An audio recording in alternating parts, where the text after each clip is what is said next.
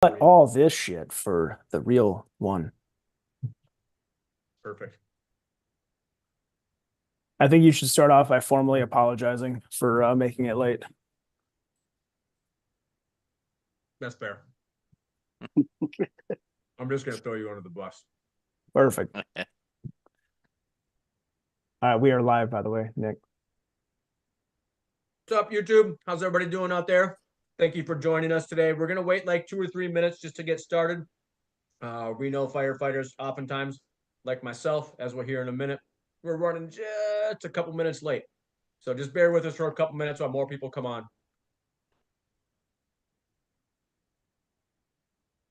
Let me turn some lights on in here too.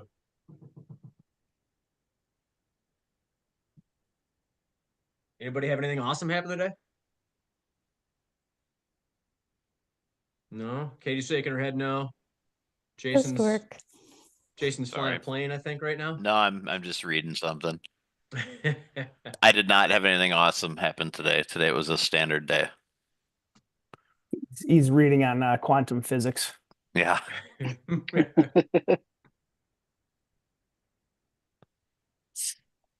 Building any models there, Jason? I am. I'm actually working on an F-18 right now. Nice. Can we see it? Yeah, stand by. I told my kid last week, we did one of these, I guess maybe a couple weeks ago with Kyle. And so I'm now on YouTube, and I told him I'm a YouTuber now, and he was pretty impressed for about 10 seconds. Oh, you're a YouTuber now? It's like, well, kind of. Sick. Nice, buddy. Nice. What's the paint scheme gonna look like? Standard navy, kind of low vis gray. All right. Nothing exciting. All right. For other listeners that are watching this amazing entertainment right here, give us another minute or so, and then we'll go live. We're just waiting for a couple stragglers, people putting their kids down, potentially, or trying to eat some food really quickly, or coming back from a call, or whatever else they're doing. Speaking of that, I gotta text my kid, make sure I turn the oven off. What was for dinner tonight? Stuffed peppers. Oh, all right. Katie, what'd you have for dinner? I have like a sushi bowl minus the raw fish. Sounds pretty solid. So rice? It has cooked Rice and fish in it. And seaweed. So more of the California roll. Isn't California roll isn't it cooked? Yeah, I think it has cooked crab in it. Crab with a C or K? See. What about you, J-Lo? You had dinner yet? Not yet. Still in the crock pot. Ooh. Do a JB? little Mississippi roast sandwiches with provolone and Oh, with the pepperoncinis and everything there. oh yeah. Yep. I don't know. I've never heard of a Mississippi roast. Mississippi pot Really? roast. Oh, you're missing Yeah. out, dude. All right, I'm gonna Google that. Super easy. JB, what was your dinner? Turkey sliders. All right. I don't know why. I'm always interested in what everyone else is eating. Every day, what are you having for lunch today? What are you having for dinner? All right, what time we got? We got 6:06. All right, I think we're ready to go live. JB, thumbs up. Yeah, send it. All right. Well, welcome to this is going to be Fire Nugget's second episode. This is a tactical tribute, and tonight we're lucky enough to hang out with some friends and fellow firefighter rescue survey nerds here today. We got J-Lo, JB, myself, Katie Hufker, and Jason Marshall. So thank you everybody for coming on today. Thank you for having us. Absolutely. Tonight we decided the charity that we wanted to donate to was the Gary Sinise Foundation. A handful of us have had some dealings with the Gary Sinise Foundation in the past. He's helped with a bunch of trainings. They do a whole bunch of stuff for a whole lot of first responders all over the country, whether it's training, helping them rebuild their homes after fires, which is, you know, hopefully where some of this money tonight goes. There's 20 cops that lost their houses in LA recently. There's 10 firefighters that lost their houses outside LA as well. So hopefully some of this money goes to help them rebuild their houses as well. So a really good foundation, really good charity. They also donate a whole bunch of money to the military as well. So Gary Sinise, most of us know him as Lieutenant Dan. from Forrest Gump, but a heck of a human who started an amazing foundation. So thank you to the GSF as well. And then when it comes to firefighter rescue survey, we have a bunch of perspectives here. People that have been here for a long time, people that have been here for less time, people that do some behind the scenes stuff, people that do some forward facing stuff. And I think we want to start it today with handing this over to Katie and or Jason and just tell us a little bit about the data. You guys know way more about the data and how to interpret data and how we should be looking at the data. Can you just tell anyone who's listening your thoughts on the data that we have? You want to start, Jason, and then I can go over some of my rules. Yeah, sure. So I think the main thing to remember about the data that we're collecting is that there is a very human element to it, right? It is data that is collected. I mean, it's essentially a survey. You can think of it like you take your car to get an oil change and they send you a survey asking how they did, et cetera. And it's similar to that in the sense that we are collecting first person accounts, maybe third person if someone who wasn't there, interviewed people and is submitting the survey, but we're collecting really raw, kind of visceral, experiential things from these people. And then we are trying to take that data and put it together in a way that makes sense to turn it into information. I saw there's a great sign on Jeff's wall there behind him. I think it says we are drowning in information but starving for wisdom or something like that, JB. Yeah, Correct. and that kind of sums up perfectly kind of what we have going on, right? We have a survey that has upwards of probably 70 possible data points for a completed survey, depending on how many little follow-up questions you go into when filling it out. And so the challenge for us is how do we take very visceral, very emotional data that's put in by people who are actually there?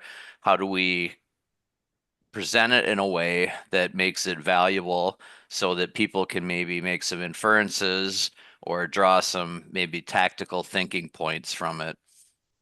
And how do we do that in a manner that's credible? Because one thing about our data is it is not scientific, right? We get a lot of questions about, has your data set been peer reviewed? How has it been validated?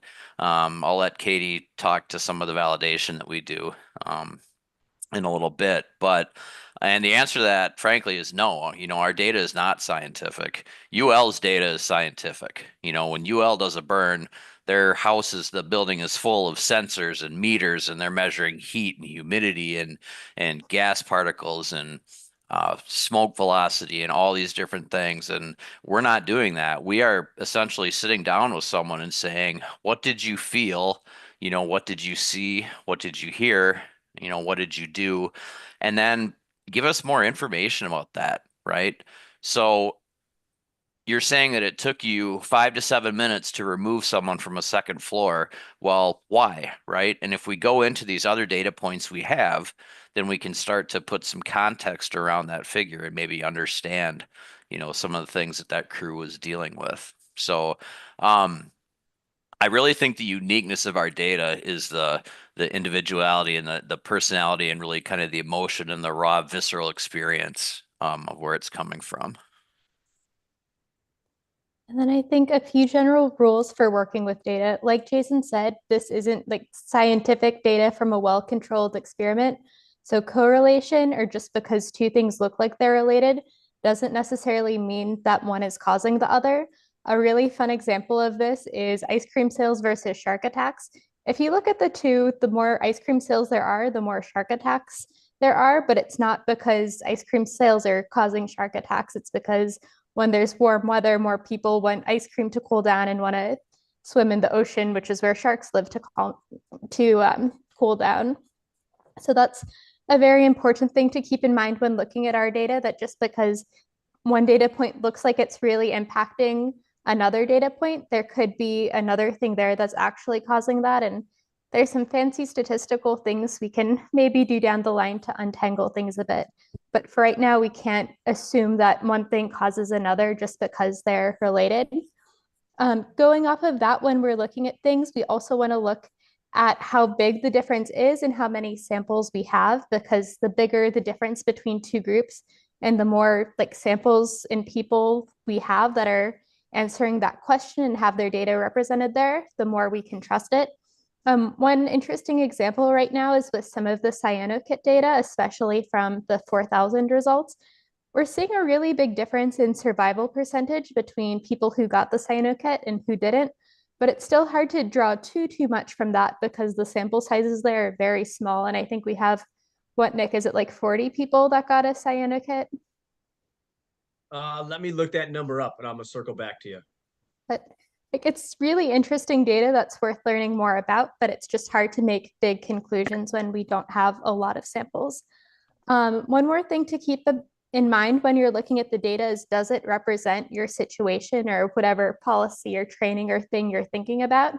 If you're a normal fire department in the US dealing with normal like single family fires, we have a lot of data on that, so it's a pretty good data source.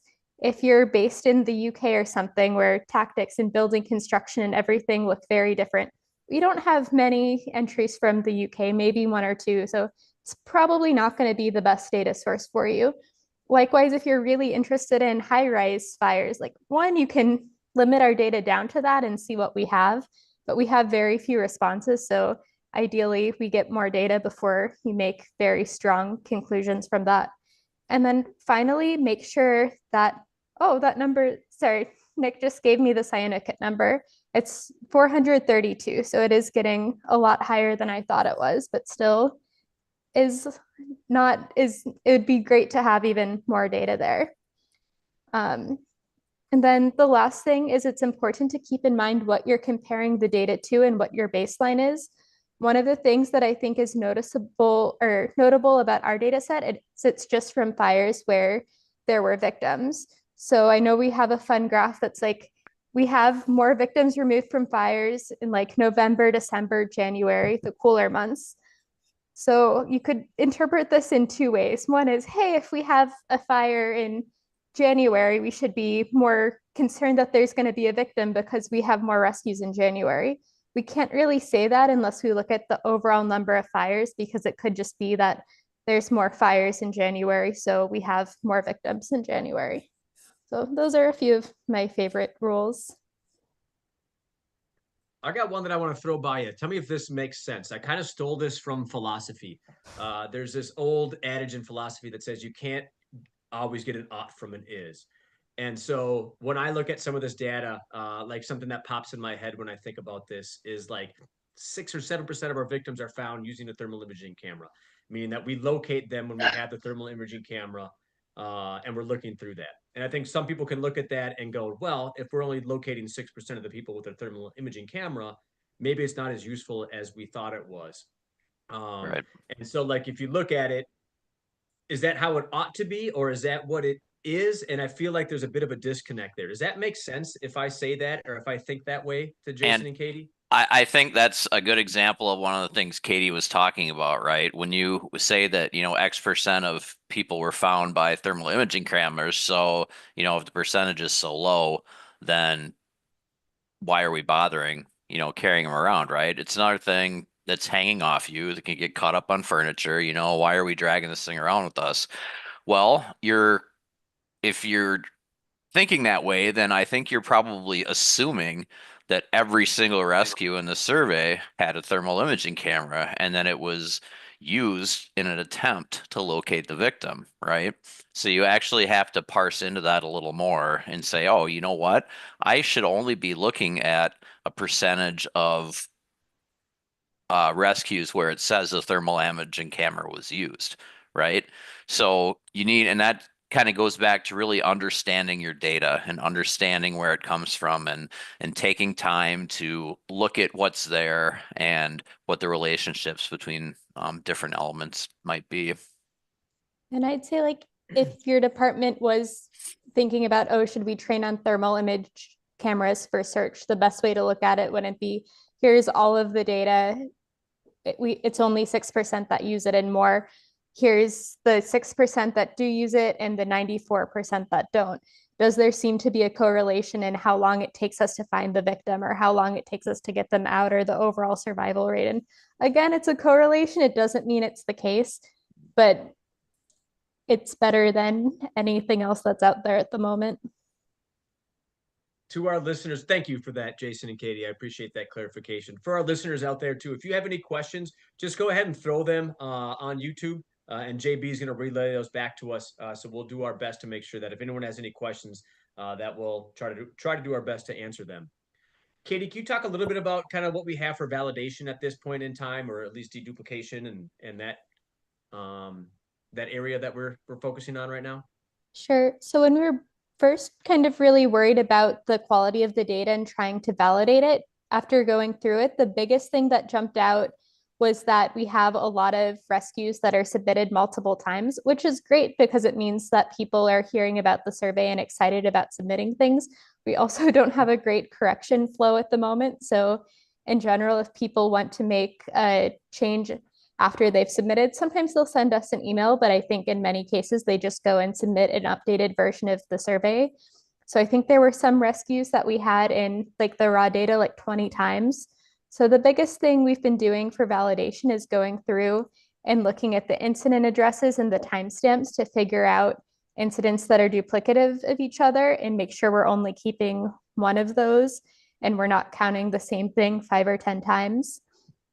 We've also done some validation with like, there's some people raise concerns on like, hey, did this fire actually happen or are people just making up data? We have done a decent amount of work to go and like try and find news sources in that for the things submitted. We're not able to find them for 100%, but the vast majority do have something connected. Also tried reaching out to firefighters. They're not good at responding to emails or texts and getting back to us. So we've kind of dropped that, but we have been validating with news sources where we can. At some point, we'll hopefully look at infers or nearest data and cross-reference off of that too, but we're not there quite yet. Katie, do you mind just telling, and Jason, you too, do you just mind just telling our listeners a little bit about your backgrounds and why you guys are so critical to what we do at FRS? Do you want to go first, Jason, or do you want me to? Go ahead. Okay, so I'm, I guess, more of an engineer than a firefighter. I have a bachelor's in computer science and a master's in biomedical informatics, which is a fancy word for saying a combination of like computer science and biology and statistics, both from Stanford. So I like numbers and data and firefighting, but mostly numbers. And also a firefighter in Missouri, right? Yep, a volunteer. Beautiful. Yeah. I've spent 15 years in Fortune 500 IT on the data side of things. My area was mostly the collection and cleaning and storing and making available data from different sources to provide business intelligence for different business units. So that's where my data background comes from. So these guys are a little bit more behind the scenes, although we've been fortunate enough to bring them on for the Ambassador Academies as well, which has been awesome. And Jason does some teaching. I met Jason at Northland Fools, the Fools group outside Minneapolis here. When we went, I think the first time we might have met is it maybe when we saw McWilliams and Olson teach? It was epic. Yeah. Yep. Yeah, the Epic Fire Conference back in 2016, something like that. And then we did some other work at some other classes and stuff like that. So it's been super kind of just, it's been kismet, the fact that we've all kind of come together because I don't have the skill sets that Jason nor Katie has. And I don't think JB or JLo has those skill sets either. And so we're super lucky that they came on board. Can we talk maybe, Katie, a little bit about kind of what the next iteration of FRS survey might look like? Sure. So we're working on rebuilding the survey. The biggest things are like the we want to, I guess the end goal is we want to build a clean dashboard where as soon as we get data, it's automatically like deduplicated, corrections are handled cleanly and not me or someone else going in manually and doing it. So we can give everyone a dashboard that has all of the data that they can access and filter down to meet their needs in real time, in order to get the data into that part without a human having to be in the middle. We're working on rebuilding the survey. Hopefully in the next few months, it'll be ready. And I think the biggest change will be if you submit an address we've already seen. Instead of being prompted to do the survey, you'll be shown some information about what's already been submitted. And if you need to make corrections, it'll have a form you can go and make corrections in. And there will be new questions that everyone else has come up with that'll hopefully improve our data too. Yeah. So What go ahead, some Jason. Katie said that's important is when you submit a survey, there's a lot of manual stuff that happens between the time you submit it and the time it shows up on the website in the big data set. And so, like Katie said, a big push of ours through this new rewrite is going to be to get people out of that equation as to the extent possible. And we'll circle back to that dashboard here in just a second. But for our listeners, every 1,000-ish surveys that are submitted, we like to make sure that we are asking usable, actionable data and trying to get that back for all the firefighters that are out there. So this is a living document. So we're kind of tweaking little questions. We're tweaking answers. There's a couple that have these other drop-down things where you can fill in, and we're looking at all those, and we're like, oh my God, we missed.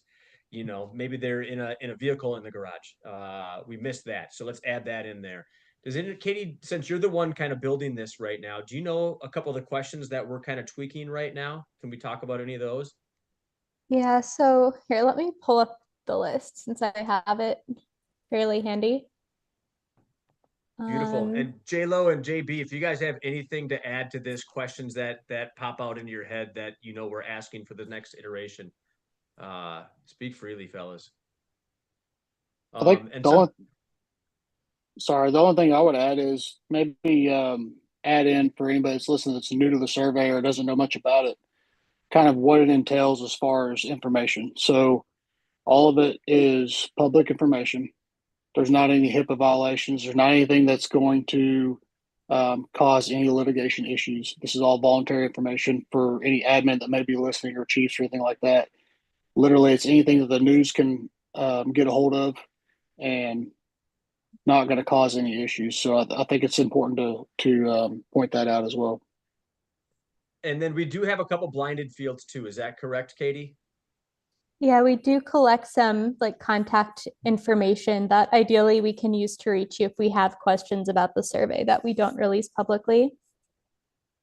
And then to your point, because that's what I get more than anything. And J-Lo, my department feels the same way. Our city attorney said, no addresses. We can put the information, we can make sure that it's out there for the fire service, but our city attorney was like, no addresses. So this is something that you've dealt with for quite a while now at OKC, and you kind of had a paradigm shift at OKC with your higher ups. Can you just walk us through just a little bit about why you guys kept this internally initially and now are doing your internal survey? You continued your internal survey, but also are sharing this externally with everybody else as well.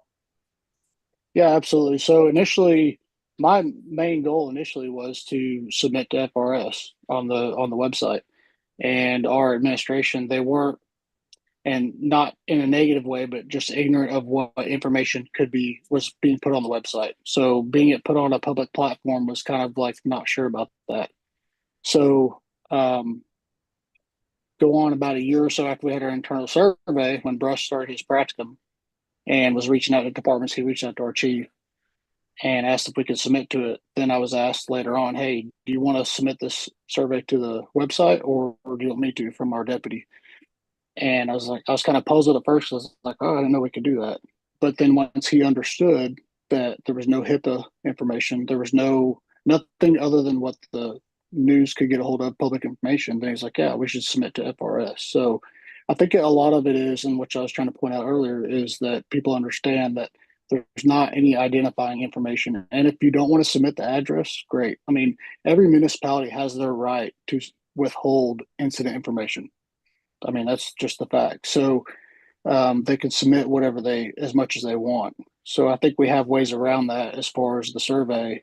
If they don't want to submit an address, maybe a zip code, and I think we're working on maybe other things as far as a county or something like that. But that's kind of how we initially went about it. But now we do submit to FRS because of the understanding of the information and what's being submitted. We have heard about address a lot as kind of being a pain point for people. And so in the new iteration, we're talking about what the requirement is going to be or what that input is going to look like. So, but you know, if you're not comfortable giving the whole address, you know, don't give the whole address. That's fine. And I think as of now, I have it set that it wants either a zip code or a city. So you can kind of pick whatever Yeah. makes the most sense, depending on if you're urban or rural is Yeah. what's less precise. I will say where the full address really does help is part of this new release here is that, you know, back under the hood and the guts of everything, there will be like a master incident table that will have all the incidents, and address is a really good piece of the identifier for an incident. So having the full address certainly does help with that as being incident information, but Yeah, well said. Do you guys care if I just kind of share my screen for just a second? I just want to show people some of the questions that we've considered in the past and always circle back to. We got a running list of questions. Do you guys care if I just share my screen for just a sec? go for it. All right, this is kind of one of my favorite things that we get to do at FRS is just, I love that this is living. It's funny if you go back and look at the first iteration of the survey compared to now, you can see that we've matured quite a bit. Our questions are getting more actionable. Our answers are getting much more usable and actionable as well. So we have this long list. I don't even know how many questions that we have here. We have our current questions, plus we have all these kind of other potential questions that every time we go through an iteration update, we go through all of these questions and look at this and like, is this worthwhile? Does this tell us what we need to know? Does this give us something that will change our operations, change our training, change our mindset? And if the answer to one of those or multiple of those is yes, then we'll go ahead and add it. We always kind of have this balancing act where we would love to have 150 questions inside this survey. We do know that if we have the more questions that we have, the less likely people are going to fill one of these surveys out, and also the less accurate this information is going to be as well. I'm sure anyone who's filled out long NIFRS reports as they're going through it, the first handful of times you did it, or the beginning of the NIFRS report, you're really, really good and doing your due diligence. And then by the end, you're kind of phoning it in and just trying to get done with this survey. So that's not what we want as well. So we got a bunch of questions that we've had here. I don't know what we got here, 3, 4, 5, 6 dozen, something like that. And plus this is always something that we're adding to. This is just my personal one. All the updated ones that we have now are on a shared Google Drive. So we have the ability to always make sure that we're asking the best questions. So for our listeners, for anyone else who might hear this a month, a year, a day down the road, if you have something that you want to ask, just send it to one of us. We'll make sure it ends up on there, and we will always, as a group, make sure we go through that question. And then I'm going to share one more thing here. This is the current version. This is kind of behind the scenes. It's going to look a little bit cleaner when we're all done, but this is what we're working on right now. So one of the new ones that we have here, did the first 2 apparatus catch a hydrant on the way in? And then we're going to have some additional details. So the potential answers are going to be they established a water supply, they laid a supply line, but didn't establish a water supply, so just laid it dry. It's a hydranted area, but they passed the hydrant. It's non-hydranted, the area, or it's non-hydranted, but they dropped a tail. A lot of these you're going to see are similar. Let's see, when I come to a new one, here's some new ones. This one kind of hits home for me. Was entry delayed waiting for 2 in, 2 out, /RIT/Rick. Follow up to that is did 2 in, 2 out, RIT. Limit the initial number of interior firefighters. So did it soften the number of people that you're going to throw inside? So did it slow and did it soften your response right there?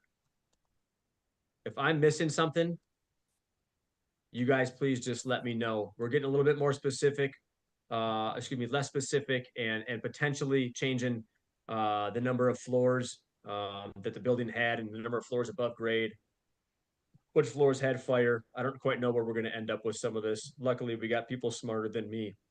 We got Jason, Katie. We also have Brian on board. He's not quite one of the FRS contributors right now, but Brian's working on a dashboard that maybe we'll get a chance to show you guys today as well. Floor. We've cleaned up the conditions question. So another one. So if their victim was on a bed, this is like a parent-child question or a branching question. If the victim was on a bed, were they on the top bunk or were they on the lower bunk? That's not something that we have asked in the past.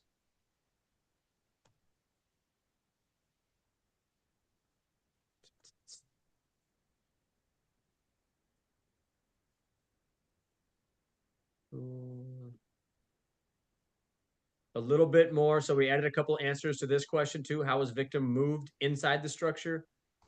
We got webbing head first, webbing feet first now. We got wheelchair, we got bedding, towel, sheet, mega mover, etc. Victim's airway height during movement as you're removing them. So are they mostly below 1 foot, mostly between 1 and 3 feet, mostly above 3 feet off the floor? All right, here's another one. How was the victim brought to ground level? We have jumped or dropped now. We have rope rescue now. We did not have those before. We split up tower versus aerial. We added double ground ladders for how were the ground ladders used, so like parallel ladders. Was a RIT pack used for the victim? Date and time when the cyano kit was given. Is there potentially any change in efficacy based on when we give it to the victim? If we give it to the victim right when we remove them or within 5 minutes versus 25 minutes down the line, is there any change in efficacy and outcome? I think we're also, JLo's addition is that if they had a cyano kit but didn't use it, we're going to ask them why. So we have that information too. Beautiful. I think those are kind of the highlights of what we've changed with this new version. Again, we always kind of have this balancing act. So we're very thoughtful about the questions that we're adding. We want to make sure that it's not nice to know stuff. Like this is need to know stuff that can change operations, can change ideology, can change training potentially. JLo, any other things that stick out to you when it comes to kind of what we found out with the 4K data, changes from 3K to 4K? Is there anything else that kind of sticks out to you? No, not really. I think Katie hit on a lot of it already with the CyanoKit usage, and just kind of add what she said earlier. What we added to our internal was CyanoKit on scene and not used, because 99% of the time we have one on scene, so we kind of want to have an idea of why was that not used, and that's more of, was it not used because you didn't feel like it should be used, or it wasn't where you could get to it, or whatever. So we know it's available. We just want to know, what's the hurdle of why it's not being used. So outside of that, the 3 to 4K, I don't think there's much more other than that. I think we've seen our VES numbers come up, not necessarily from the 3,000, but from the 1 to 2,000. I think that's because of an educational thing, and more departments becoming more comfortable with using that tactic. But outside of that, man, I don't really have much more than that. Anybody else see any change between 3K and 4K? Any data sets kind of pop out to them that like, oh, this changed more than I thought it would, or went up, down, whatever? Me neither. I thought it was kind of more of the same, which was good news. I think that adds some type of validity potentially. We don't have all the data at this point in time, but we have more data, which is nice. And we're not seeing these big giant shifts, which I think probably adds to some reliability and validity of the data, at least potentially speaks to that. It doesn't verify that, but it speaks to that. JLo, speaking of cyano kits, is anything happening in OKC, Tulsa area with the cyano kit study? Any forward movement there? So I haven't heard anything recently. I know our OMD has hired somebody to do an actual medical study on Sinocut usage and the effectiveness with the OKC Tulsa Metro. I haven't got anything back on that recently or anything at all, to be quite honest.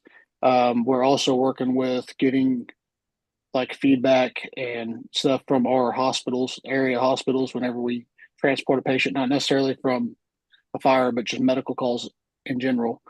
But our burn center hasn't quite got on page with that yet. So hopefully in the future, within the next year or so, we'll get some information, some data on the Sinokit usage and the efficacy of it, from admission to the hospital or ER, and then discharge, whether it's deceased or discharge to home.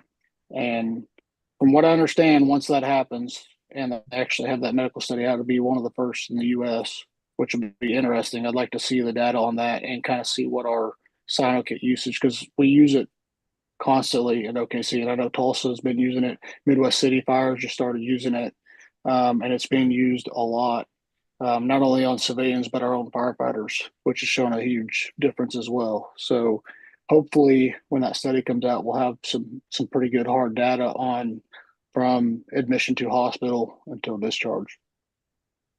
I love it. Do we know if Tulsa submits to FRS? I don't know for sure if they are or not. Okay. All right, let's talk about kind of future plans. We could take this a couple different directions, but I want to bring JB in here. So future plans for FRS. JB, any thoughts, any ideas, any teasers you want to drop? Yeah, I mean, there's a lot going on right now. You're right if I talk about the UL thing. Yeah. Okay. Yeah. So we're working with FSRI, and we are going to be doing some videos, search and rescue videos. We're hoping, the hope is that they're all filmed this year. So that is the hope. We're gonna film one here pretty soon. And then from there, we're gonna make sure that it all looks good for us. And that's kind of what we're looking for. And then we're gonna knock out the rest of them, I think, more so this fall. So that's something that's pretty exciting for us, also with FSRI, to team together and work together on that. Yeah, FSRI has been a great partner. We have the utmost respect for everything that they do, and we're super excited just to pair with them. We see our missions and visions as aligning pretty closely. They do the experimental side, they do the empirical side, we do the experiential side. So it's nice to see those things kind of intertwining and seeing what kind of magic we can make when we put those two together. We've done some classes with them. We've been able to help out kind of a little bit behind the scenes with a couple small projects that they've been doing, but they really have been a great asset to us. And then Katie and Jason, can you talk a little bit about some of the kind of behind the scenes stuff that UL has helped us out with and might be continuing to help us out with moving forward? Yeah, so we've been working with one of their data people a lot on helping figure out how to get the data clean and everything. So we are able to make a dashboard and helping us figure out the best way to make a dashboard, which is really helpful. And it's nice having someone I can bug with statistics questions too. Yeah, they're really kind of helping with that statistical analysis perspective. Yeah, they have. There's such an amazingly strong team. Yeah, I'll get to that in 2 seconds here, J-Lo. They asked, or excuse me, I lost my train of thought here. They've been such a great partner, and it's nice that we get to kind of work with them, whether it's the videos, whether it's the dashboard, whether it's maybe some other stuff kind of behind the scenes that we have kind of a shared mission and vision on. So I'm pretty excited with that partnership as well. We had a meeting in December, and we kind of, for the first time ever, started talking about like, all right, well, what's our 5-year plan? Because it's always kind of just been reactionary, and now we're to the point where we can get a little bit more proactive and and we're not kind of out over our skis, or at least I don't feel like I'm out over my skis like I have for the last, 8 years, and just kind of reacting. I feel like now we're kind of planning and being strategic about a couple things, which is super nice. JLo, I'll hand this off to you. Do you want to talk about the question that you brought up from Bees? Well, I was just passing that on because we hadn't talked about it, and to be quite honest, I wasn't sure really why we pulled that. But I was kind of throwing that out there for you guys as far as what that was. Yeah, so my recollection. So the question is, so Brian Brush, Chief Brush asks if we could talk about why we took the clean cab question out of the survey. So it was in the survey. I think it probably has a sample size of about 1,000. What I'm going to try to do, JB, do you mind talking about this for a couple seconds? And I'm going to try to pull up the 3K data, which I believe where that first came out. I wasn't part of that.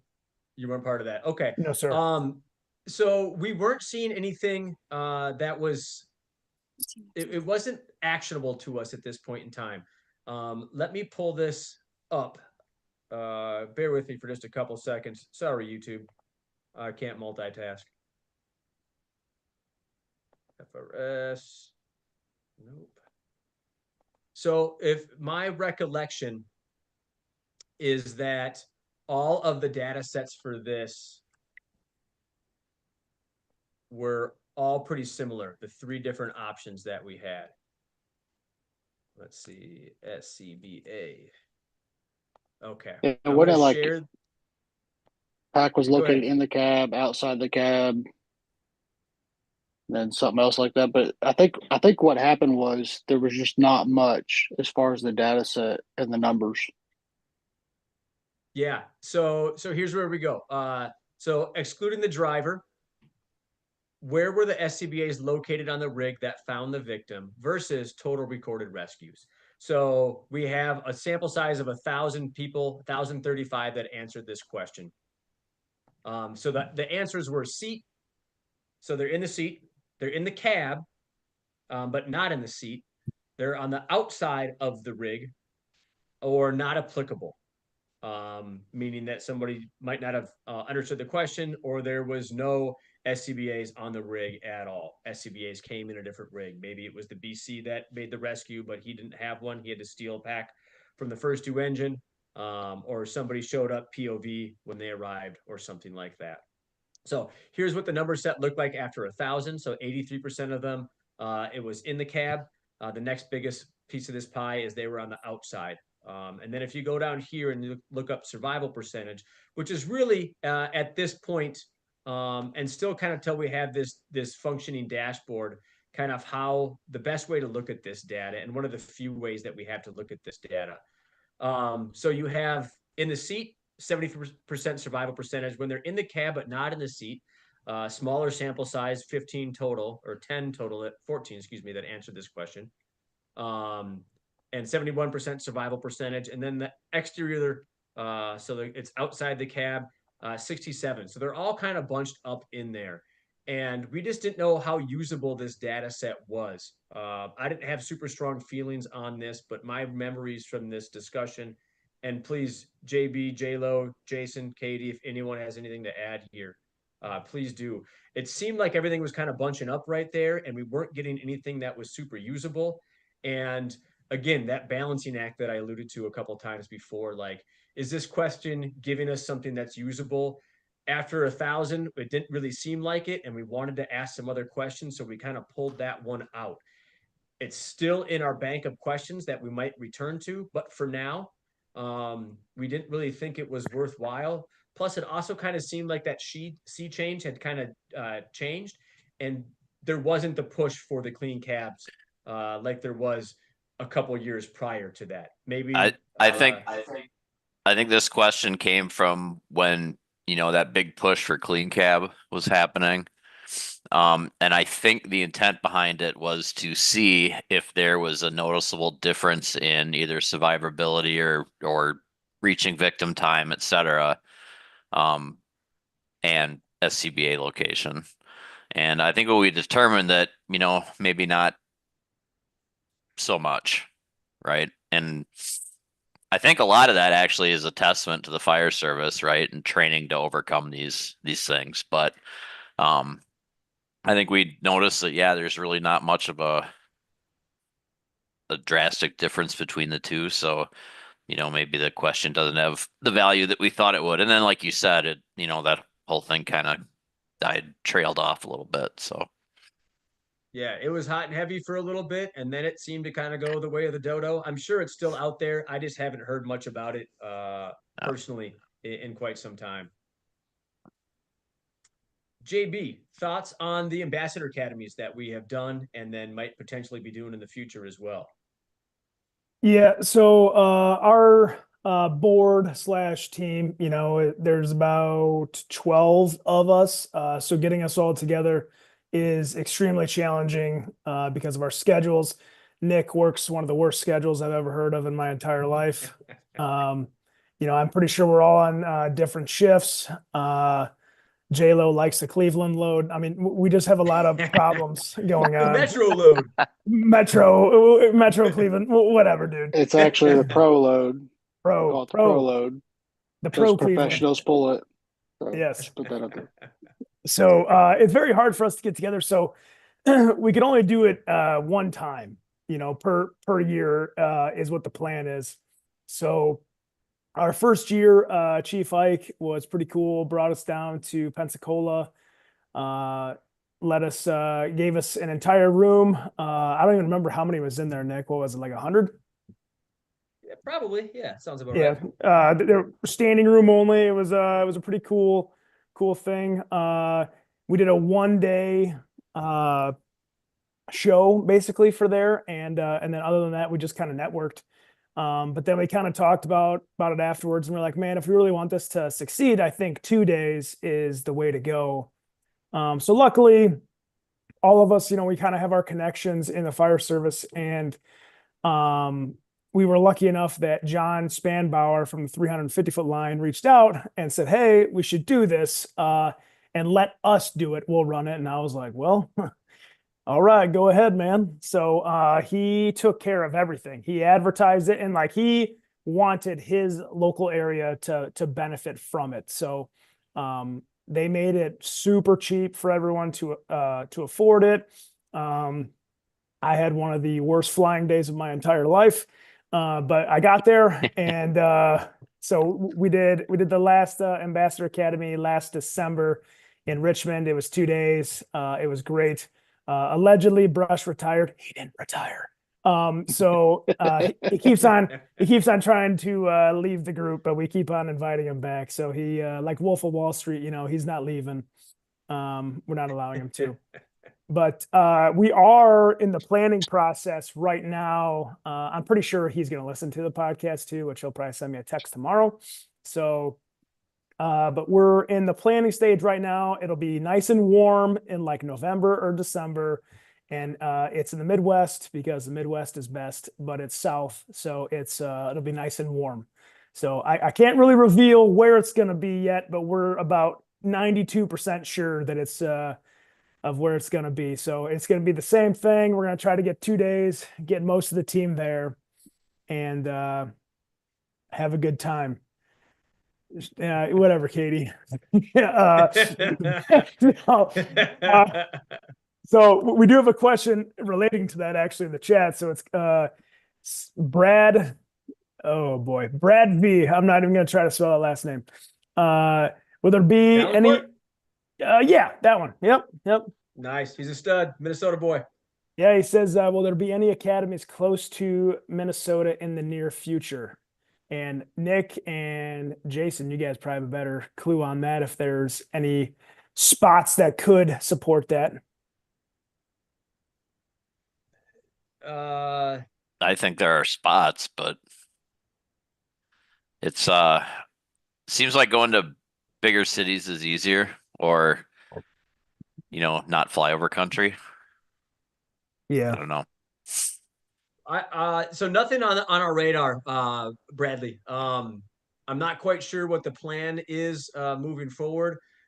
I got a lot of love for Minnesota. I know Jason does as well, and as JB alluded to, Midwest is best. hopefully someday. I would love it. It's close to me too, so I have a couple other biases as well. But hopefully someday, but nothing on our radar at this point in time. What did we add? So we had a 1 day down in Pensacola in 2024. We had a 2 day thing. So we brought in a couple extra people. Jonah was there this time. Katie came this time. We brought in Bill Carey as well, who did a really good class as well. His wasn't quite FRS related, but it was in the orbit and it's data nerdy stuff. And we thought it was applicable. And so we were super fortunate enough to have him talk about LODDs as well. What else did we add this past year? We brought in Ben Schultz also. Ben, Oh, yeah, duh. Kronos I know himself. he's easy to forget. It's all right. savage, man. Sorry, Ben, I love you. I That's got a on bit me. of a man crush on Ben Schultz. For those that are listening, he just did a virtual truck academy class. Every second counts. An amazing class last week through Fire Nuggets. Shameless plug. But it's well worth your money to go pay for that class. It's about 2.5 hours long. I promise you, you'll be glued to your screens the entire time. He puts on just one hell of a class. All right, what else do we want to hit here, fellas and lady? Nick, Well- would you mind? Go ahead, Jayla. Go ahead. No, no. All right. Okay.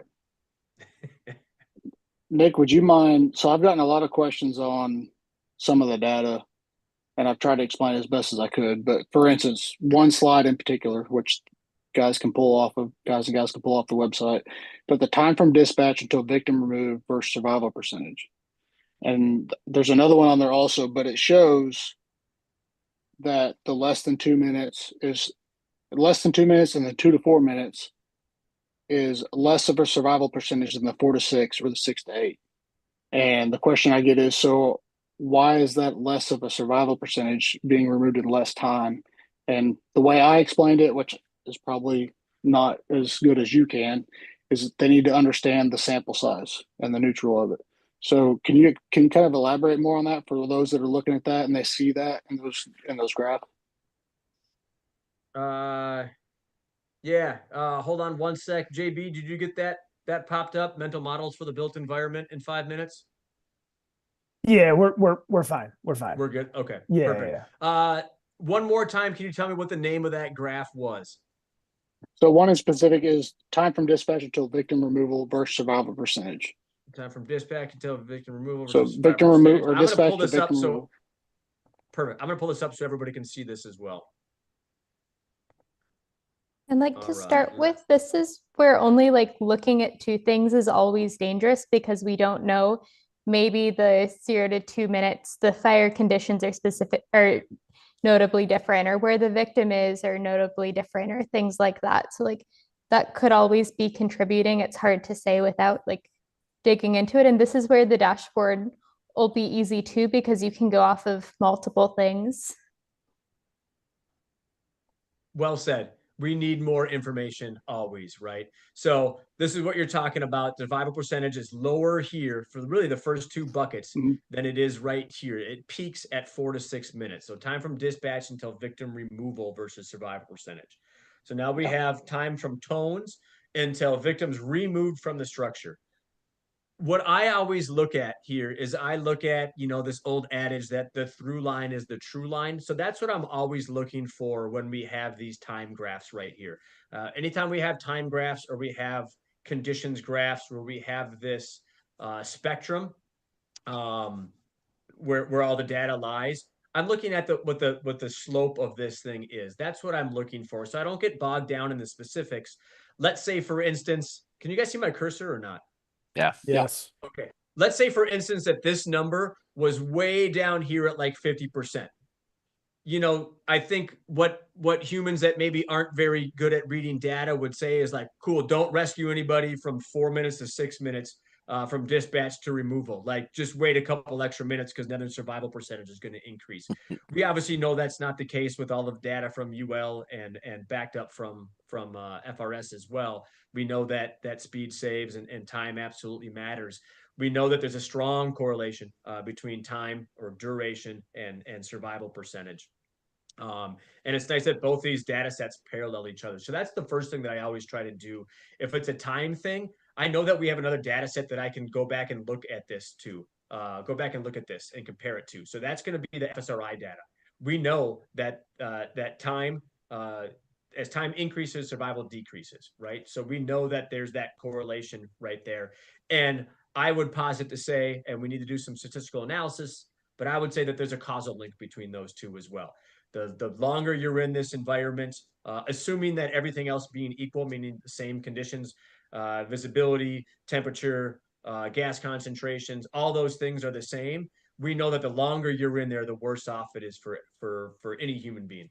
So if you could bound and bind everything, so the age of the victim, the comorbidities of the victim, the height in that structure, where the fire was at, we know that time is something that absolutely matters. This is something that we've inherently known for generations, right? That's why we have lights and sirens. That's why we have opticoms. That's why we stage our gear the way we stage our gear. That's why we train. This is something that we've inherently known.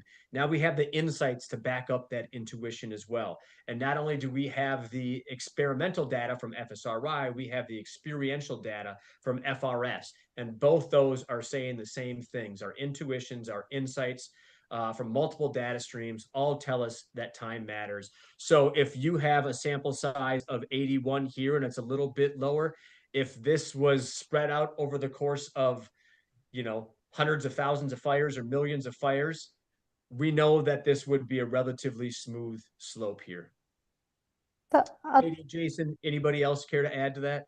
The other thing I wonder, like one, this might just be a statistical fluke with sample sizes and that, but I wonder if another thing that might be going on here is just the like, especially in the 0 to 2 minutes, is the like panic. We just need to get them out immediately. But we know from our data, I think, again, it's probably a particular like case of victims who are sheltered in place, but I believe people who are sheltered in place have one of the highest survival percentages. Also, I believe it's the UL data that we're better to take a longer period of time removing someone with their airway very low to the ground than like half the amount of time, but with their airway higher. So some of this might be too just to like, panic, get them out without thinking through if I'm actually doing this in a sensible way, or a statistical fluke. There's this anecdotal fallacy, and I forget the other name for it as well, where it's pretty much the law of small sample sizes, right? Where you have a small sample size, you're going to get a bigger fluctuation. You now have millions and millions of each of these buckets, sample size for each of these buckets, and everything will kind of come out in the wash. It'll look like we expect it to look, something that we know has a causal link at least. I'm trying to find I just read something on this today by the late, great Carl Sagan, and I can't find it right now. Is it the law of large numbers? It's similar. Yeah, it's kind of the inverse of that. We do have another question from Bradley V. Nick. Stud. It says, are you tracking data or keeping data separate from volunteer paid on call departments versus full-time departments? Is it making a difference in some of the results?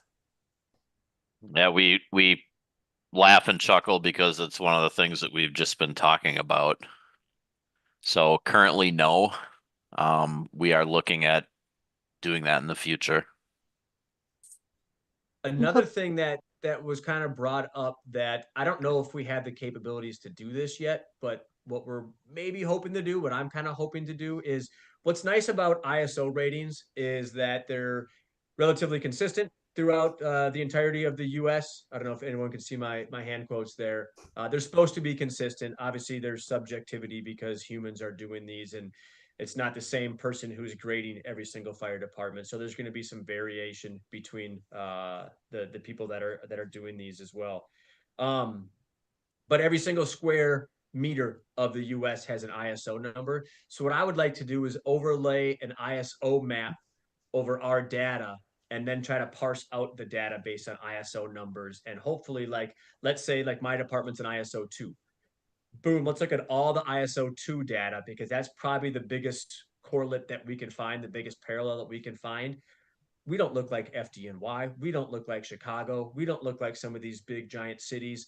But on the other hand, we don't look like these very, very rural areas as well. So like, let's try to compare departments as much apples to apples, and not just apples to apples, but let's look at Harrelson apples versus Harrison apples if we can. Let's look at McIntosh versus McIntosh if we can. So no, that's a question that is in that list. I don't know if you guys saw that as I was kind of scrolling pretty rapidly through that. It is one of the questions that we have in there. It is one of the questions that every year when we're going to update this thing, we've considered. But we haven't pulled the trigger on that yet. And it's a little bit kind of ideological, just that everyone's doing the same job. But it's data that I think is useful. So maybe a way around this that's apolitical is and it's maybe more apples to apples is the ISO rating. I don't know if that's a great idea. If anyone has any thoughts that's listening to this or anyone in this group, please feel free to chime in. I think another thing too is like in our 5-year plan or so, like we'd like to be able to kind of combine our data in some ways with the NERIS or INFIRST data. And I believe at least once they switch over to NERIS, they're going to be collecting a bunch of like demographic information about the department. So ideally, we can kind of get it for free without adding additional questions that people have to answer to, not immediately, but within the next few years.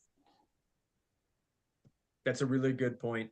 So what's nice about for everyone listening, NERIS is coming. Next year, I think most departments will be utilizing NERIS. NIFRS is kind of being retired. And the new kid on the block is going to be NERIS, and they have a rescue module as well. So they're going to be asking some of these questions. And what's nice is that they've actually contacted us and we're trying to figure out like, hey, what questions should we be asking? What do you think of the questions that we're asking right now? Anything that we could tweak at this point in time? So, and that's being built by both FSRI and the USFA. So I'm excited to see what kind of fruit that bears moving forward.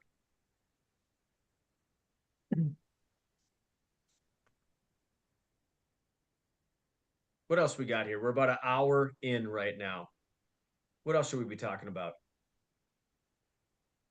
Well, I think it's important to talk about the impact that perceiving some of this data and using it for our mindset and training and operations can have for organizations, right? So I'm not going to say where I got this from because I don't want to get the person in trouble, but let's just say hypothetically, if you look at the USFA and look at how many civilian deaths that we currently roughly average per year, if we were to tell you that that number is significantly probably higher, I would say that shouldn't surprise you. So if you've taken our Ambassador Academy, or if you've been in a class where one of us have done it, we kind of do talk about some of that. You know, we're looking in deaths in the civilian deaths in the range of 4,000 to 5,000 nearly from just residential structure fires, right? Which is pretty significant if you really think about it. So can we reflect our mindset and our training and our operations to put rescue at the forefront? Just like in our last tactical tribute, Nick, right? We talked with Kyle. Kyle had that, phrase, rescue is the objective. Everything else revolves around that, right? So our training and our operations and our mindset should do that. So with that being said, what do you guys think some of the more important data collections are that we have? I mean, I can list off probably 2 or 3 right away that I find myself personally important. Why don't we start with you, J-Lo? I think one of them can be the correlation of putting more boots on the ground right at the forefront. So not necessarily a water supply right off the bat, but getting 1 or 2 rigs on scene so you have those boots on the ground to affect the fire attack and the search simultaneously. We've noticed that difference in our organization. I don't have the numbers right in front of me, but it's been a significant increase in survival percentage with having 8 or more firefighters on the scene within, let me back up, 6 or more firefighters on scene within less than 6 minutes, and our survival percentage has gone up with our rescues. And that has been since we've changed from the first rig having to catch a plug or get a water supply before coming in to doing more of like the booster backup. First rig comes in, they start fire attack or search, whichever is assigned, typically fire attack. Second rig right behind them because we're pretty stacked on each other, doing the other, whether it's fire attack or search. And then the third rig supplying the water supply to the second rig who's already given tank water to the first. So I think that's a pretty impactful statistic that we've seen just in our organization. Outside of that, this last year, during our crew development, our department training with search, another thing that was a pretty apparent statistic was our path of removal versus door and window. So we have a higher path of removal on our door removals with the lower survival percentage. And don't quote me on the numbers, but I want to say our door removal is around the 80 percentile, which is very similar to the survey.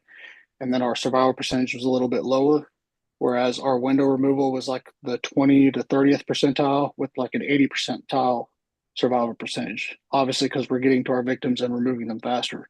And those matched up pretty close to or with the national survey. And that's one of the things I wanted to mention earlier that me and Jonah have talked about out of Charlotte is seeing our numbers very close to our internal numbers, very close to the national numbers, like just validating, like none of this is made up. Like it's validating what we're doing and matching up. OKC has 48 recorded rescues from 2020 to 2023 and compare those to the first 3,000, and we're just a few percentages off on a lot of the categories.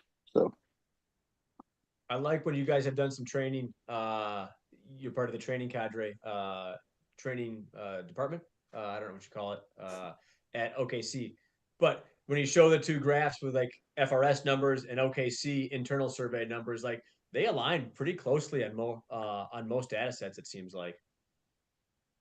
very Yeah, close. well, one thing I noticed when I first joined this group is I looked at USFA's fatality numbers, especially around victim location, and that was using an older data set, but the distribution was very similar to what we were getting with the survey. So again, to Katie's point earlier, look at another set of data to kind of, confirm or validate, what you're looking at, what you're seeing.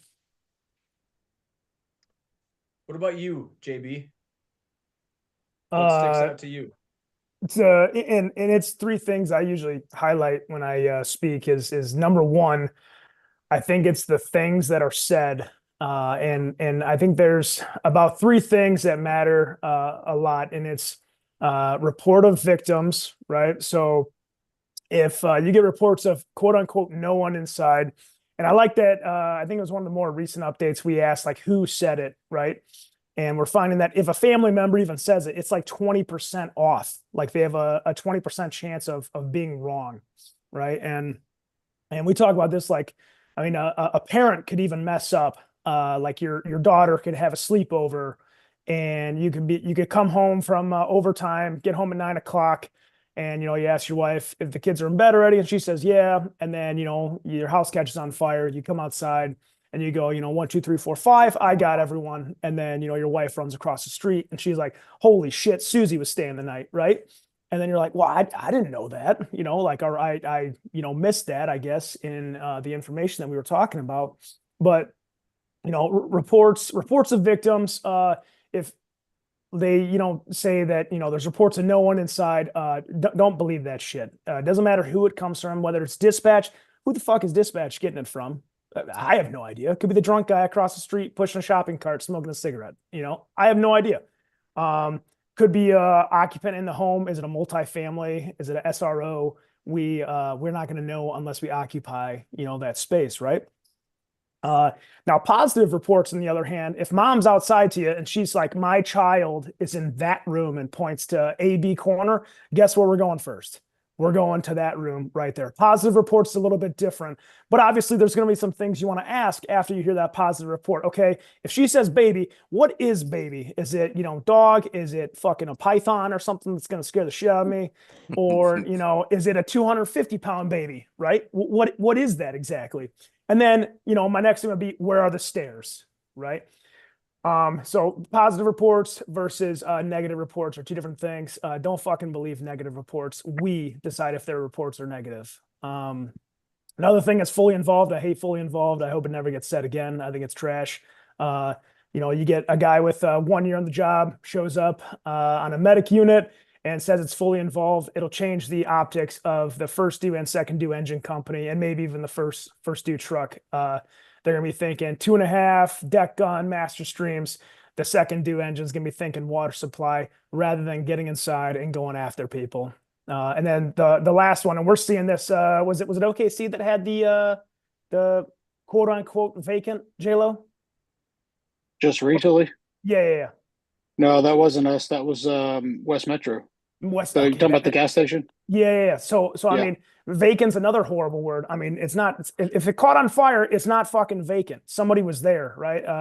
Mice with matches apparently, or a cow, or some shit, I guess. But somebody was there causing that fire, so it's not vacant. So that's just one of my three things. And then the next two is our arrival, what we're going to do when we arrive, right? So if you look at our data set, are we waiting for RIT or 2 in, 2 out?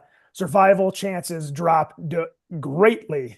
And luckily, for our logged rescues, I think we're sitting at like 95.5% maybe for that RIT to be established. I'd have to go back and look, but that's what I remember. And then the same thing also with the engine company. Are we waiting for suppression to be completed, or are we doing it simultaneously versus after?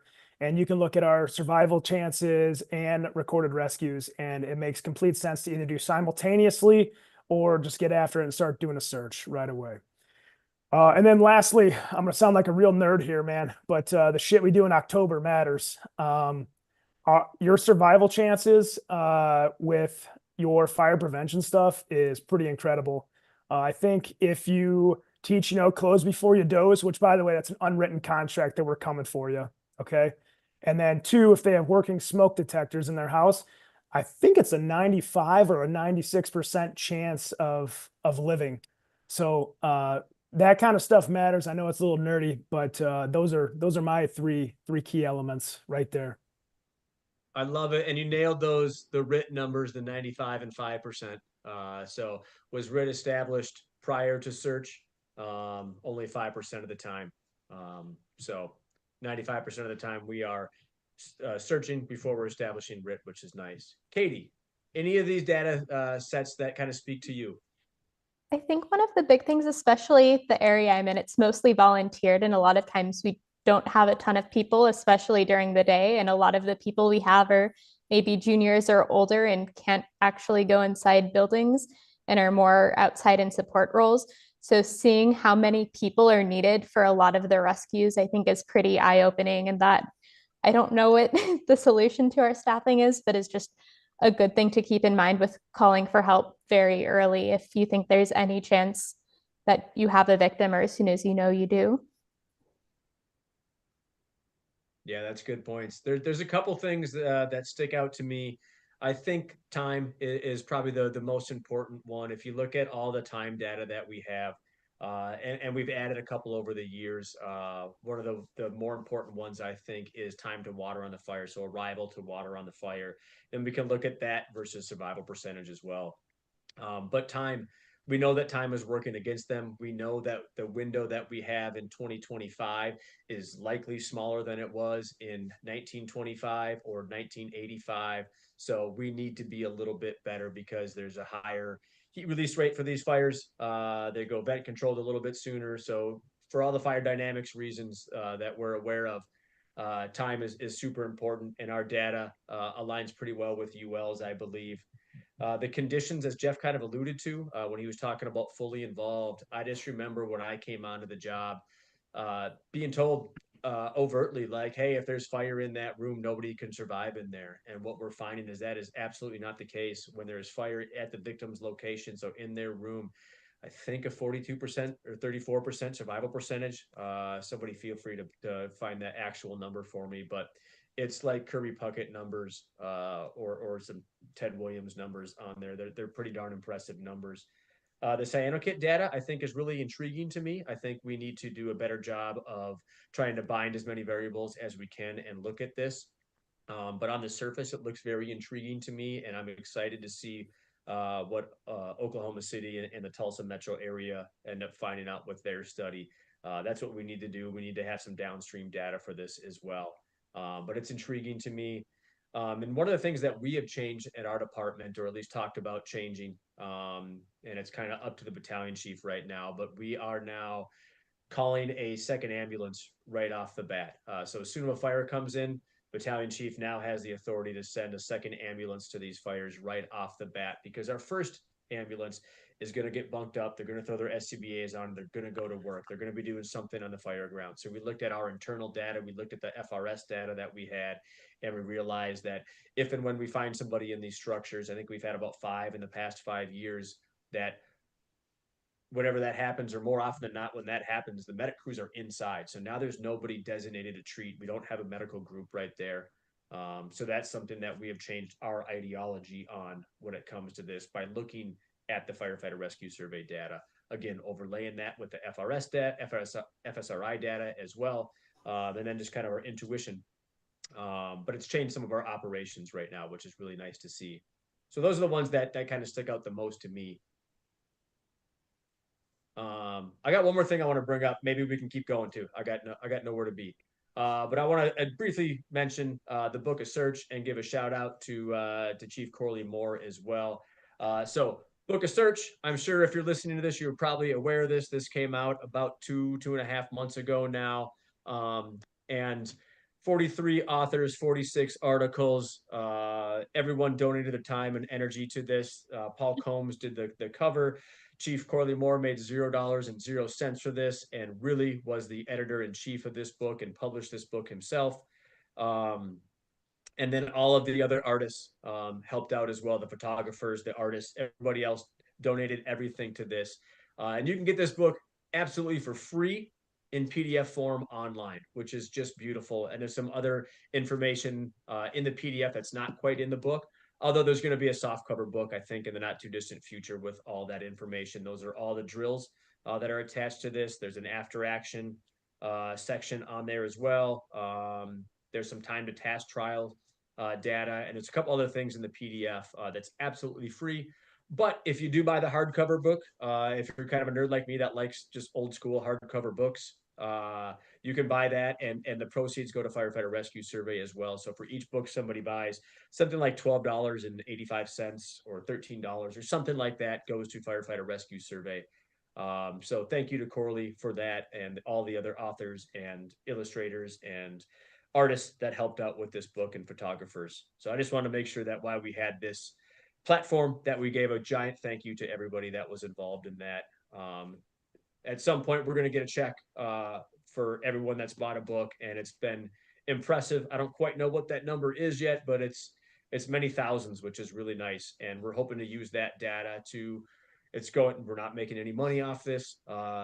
It's going right back into the project to make sure that the fire service can be better. So thank you to everyone who has bought a book. And if you haven't and you're on the fence, absolutely buy the book. It's fucking amazing. A little bit biased here, but it's a really, really good book.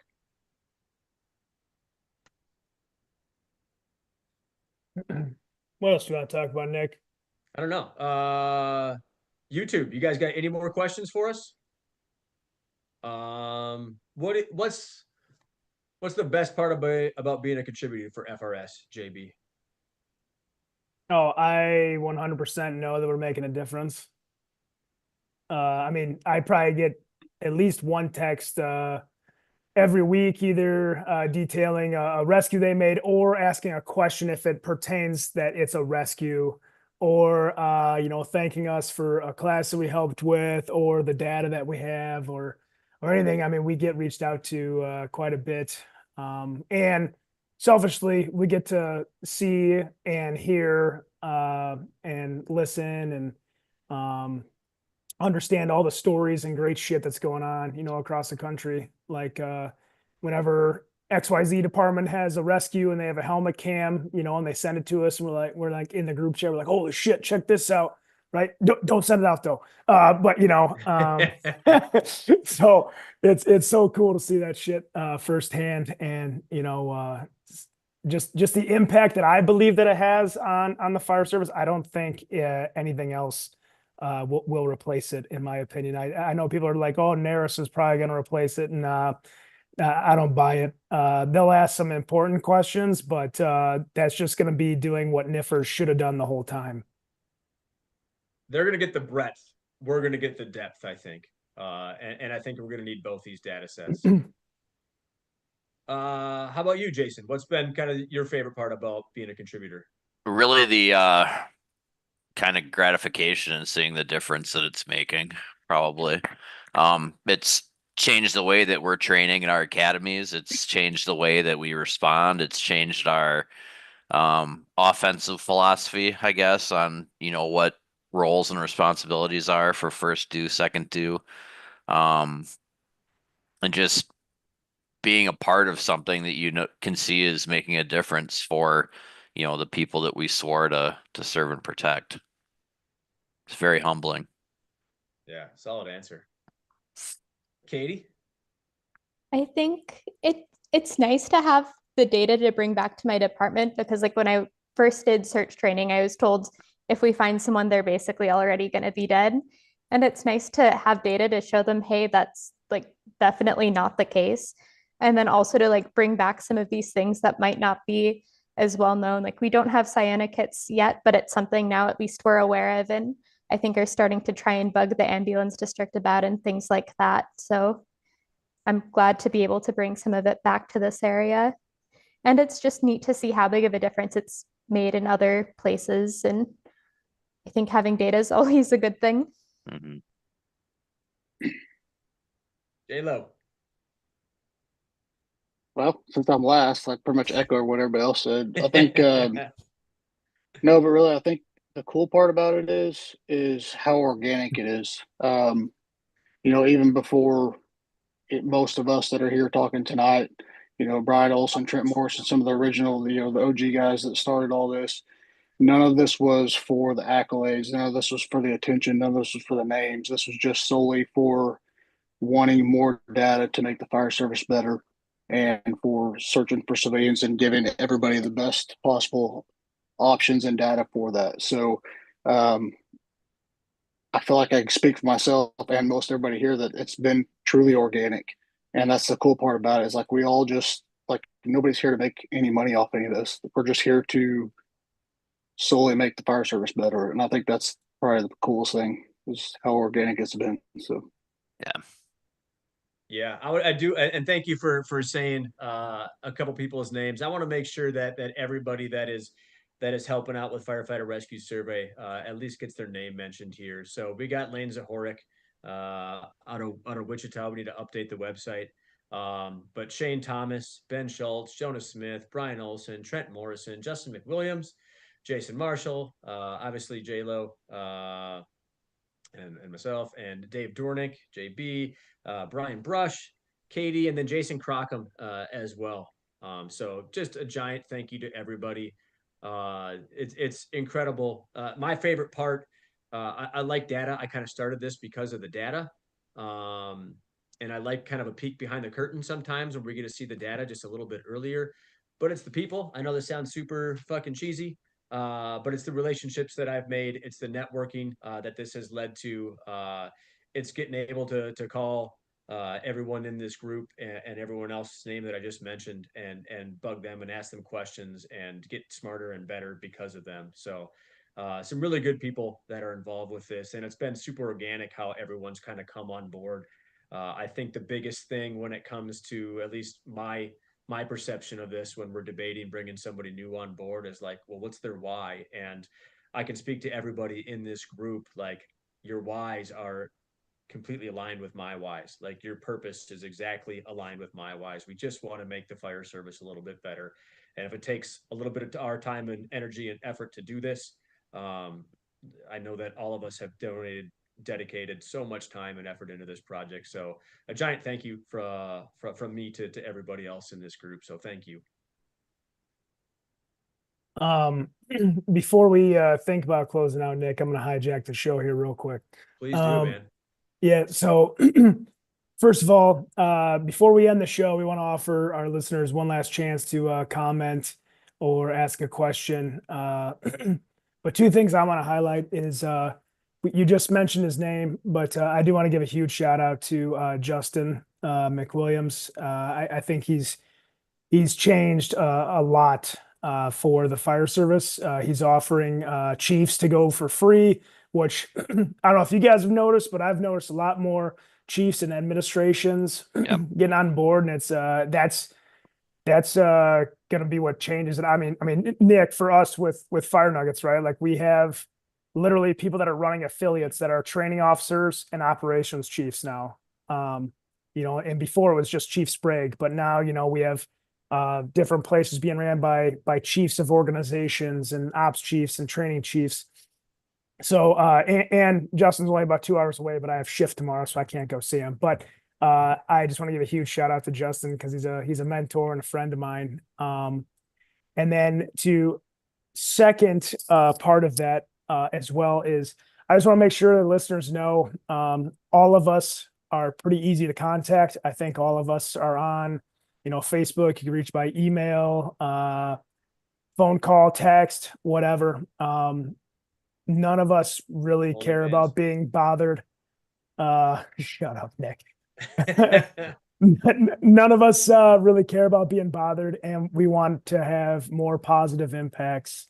So you guys can bother us, quote unquote, bother us, ask us questions, call us, do whatever you need to do, reach out to us and see if we can help answer your questions, whether it's regarding search, whether it's regarding, rescue data, entering a survey. Had that question even today.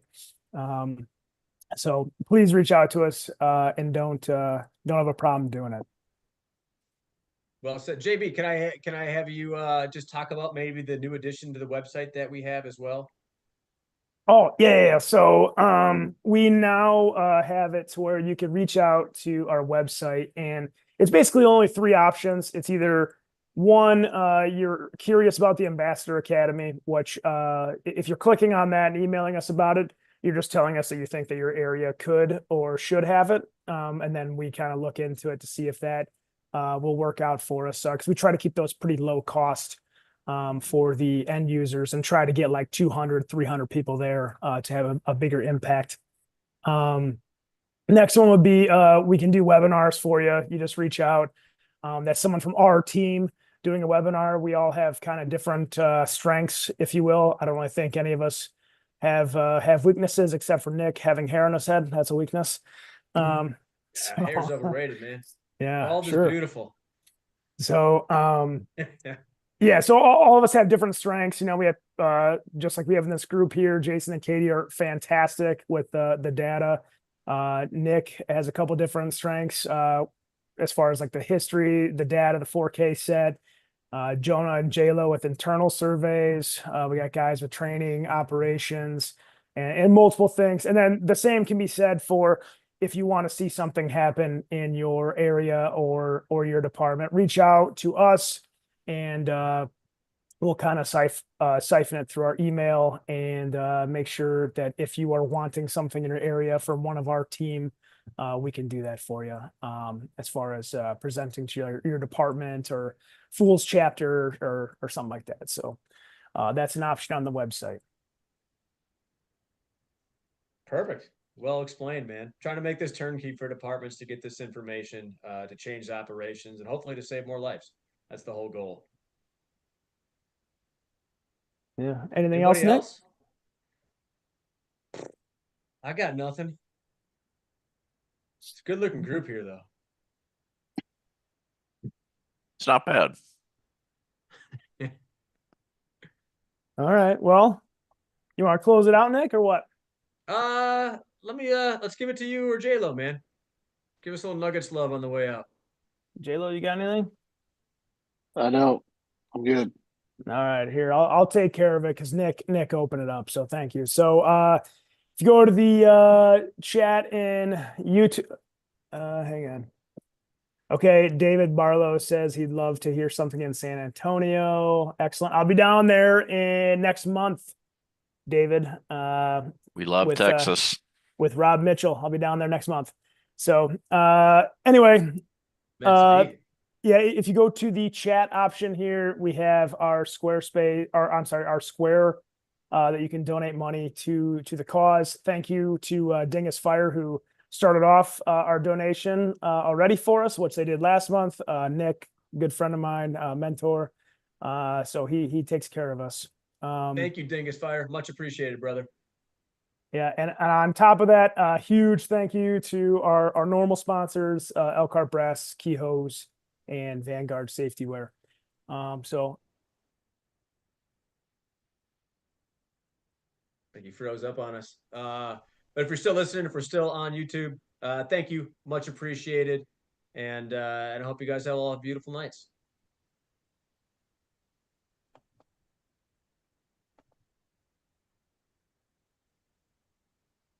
I don't know. I just stopped recording. I don't know. Looks like JB is frozen right there. Yep. Is he frozen to everybody else too? Yep. Yep. Okay. The internet got him.